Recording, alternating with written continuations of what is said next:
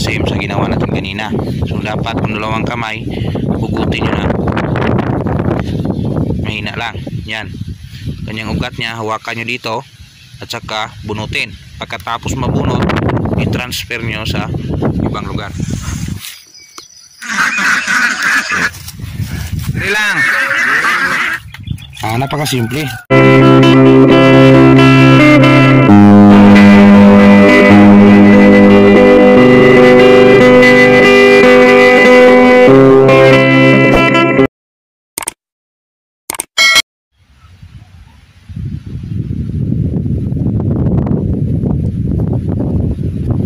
Sakto afternoon. So yung ipakita natin ngayon is yung ating paano natin Chinese cabbage sa kasagsaga na.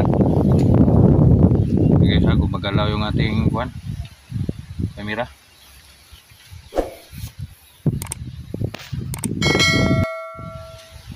Sakto afternoon. So kasagsagan ngayon ng bagyong Inting, guys. So paano natin i-preserve yung ating Chinese cabbage sa ganitong malakas na hangin. So napaka silan kasi yung a few moments later. Hirap talaga mag-cover pag ganito yung panahon. Yan, still yung panahon is hindi pa rin maganda. So pilit natin ihatid yung tamang paano ma-preserve yung ating Chinese cabbage sa ganitong paraan. So guys, ito tuturo ko, konti lang time natin kasi yung panahon is sagsaga ng mahangin. So ito guys, yung puno ito, kailangan dapat itong cover o dagdagan ng lupa sa ganon hindi magalaw to in case mahangin. Ito na guys, malakas bulan. A few moments later. So mga kasakto, na-stop yung ating video kanina. The reason, malakas talaga yung ulan o yung hangin. So ito sa ating last part kanina, tinuturo natin kung paano ito i-landscape yung natamaan na ng hangin. So ganito lang yon, yung improvise saddle o sa inyong lugar kung tawag nito. Ganun lang, simpleng dukot lang ng lupa na konti. Dukot lang ng konti guys, ingatan yung ugat kasi yung ugat nya is malapad na, nandun na sa gilid ng ating plat. So dito yung ugat nito is nandito na. So dito na area na to, dito is yung malayo na lang dito. So yung kung saan patungo yung hangin, doon yung lagyan ng lupa. Yan. So mahirap guys, kamay lang kasi yung isang kamay naghahawak ng kamera.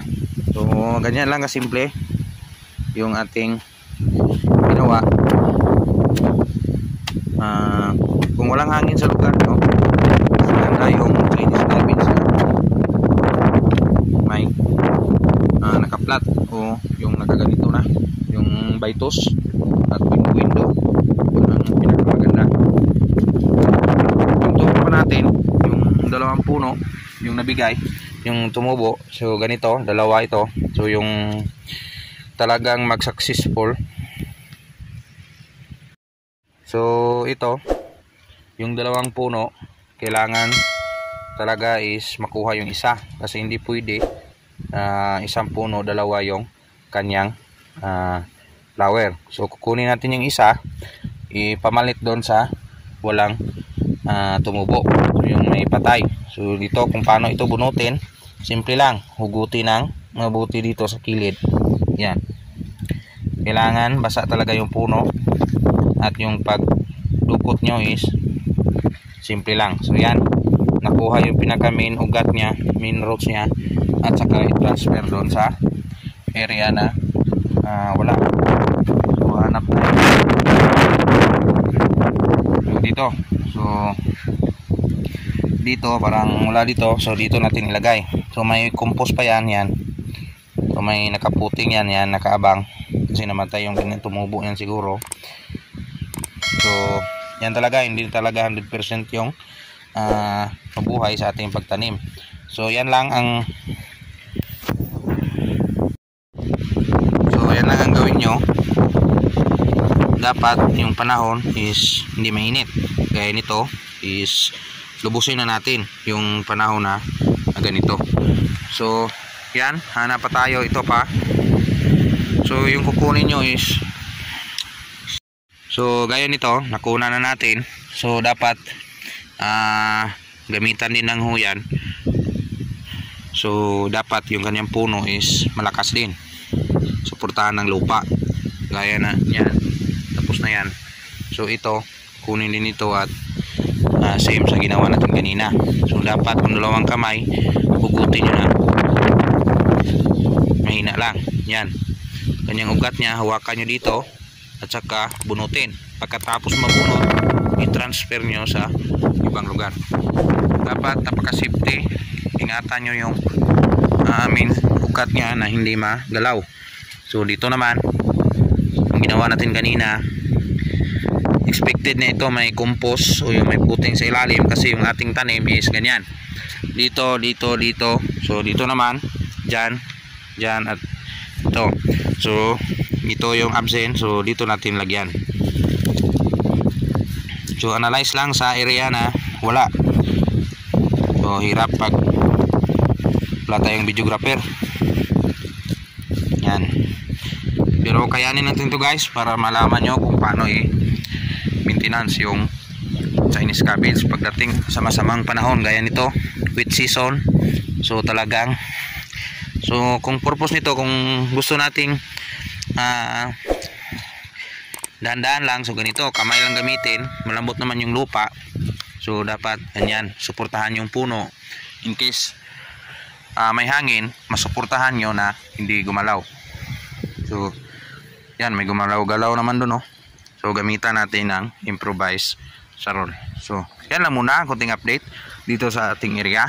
Kahit anong sama ng panahon, pilit pa rin nating iparating ang tamang balita sa ating mga kapwa farmers na gustong may malaman sa bawat araw-araw ating ginagawa.